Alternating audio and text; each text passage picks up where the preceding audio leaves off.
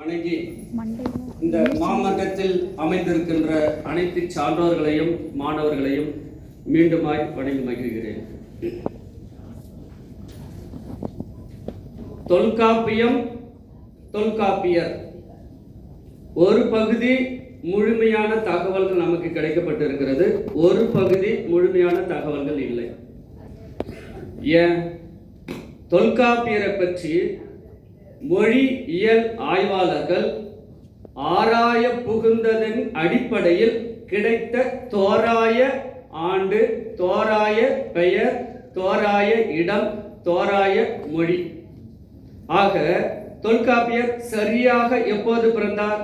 கேள்விக்குறி. எந்த இடத்தில் பிறந்தார்? கேள்விக்குறி. அவர் எந்த சூழ்நிலையில் வாழ்ந்தார்? கேள்விக்குறி. ஓரளவு தெரியப்பட்ட இடத்திலிருந்து நாம் தொடங்க வேண்டும். இந்த பக்கமாக தொல்காப்பியம் முழுமையாக நமக்கு வெளிப்பட்டிருக்கிறது. எழுத்துக்காக, சொல்லுக்காக, பொருளுக்காக. எல்லாரும் அதை பற்றி சொன்னதால் நான் அதுக்குள்ளார போகல. அப்ப நாம இந்த பக்கத்துல எங்க காலியா இருக்குதுல்ல, தொல்காப்பியரை பற்றி நமக்கு பின்னணி தெரியவில்லை. ஏன்? பதியப்படவில்லை. எனவே மாணவர்களுக்கு ஒரு அன்பான வேண்டுகோள், உங்களை பற்றியும் உங்களது வாழ்க்கை குறிப்பை பற்றியும் நீங்கள் என்ன நினைக்கிறீர்கள் என்பதை பற்றியும் உங்களது விளக்கங்கள், தெளிவுகள், ஆய்வுகள், கவிதைகள், கட்டுரைகள் என எல்லா பதிவுகளையும் பதிவு செய்து வையுங்கள். இது உங்களது வாழ்க்கைக்கும் பிற்பால் வரக்கூடிய சந்ததியருக்கும் மிக மிக பயன்படும். ஏன் இது ஒரு வாழ்வியல் அப்படின்னு சொல்றோம்? ஏன் இது அறிவியல் சொல்றோம்? ஏன் இதை கணக்குன்னு சொல்றோம்?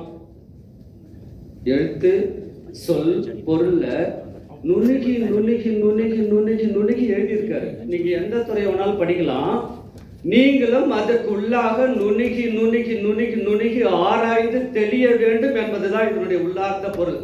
அதனால் இதில் விஞ்ஞானம், நுணுகி ஆராய் படிப்பு, கணக்கு இருக்கு. அதனால் நீங்க செய்யக்கூடிய கணக்கு பதிவியல்ல, கணக்கு வழிகள்ல ஆராய்ந்து ஆராய்ந்து தேர வேண்டும் என்பதுதான் இதனுடைய வழி.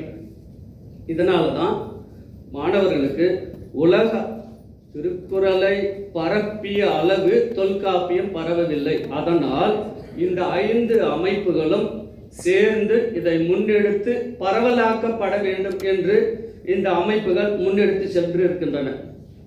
எனவே இந்த நிகழ்கால சந்ததிக்கும் இனி வரக்கூடிய சந்ததிகளுக்கும் ஒரு கடத்திகளாக நீங்கள் இருக்க வேண்டும். எதன் மூலமாக?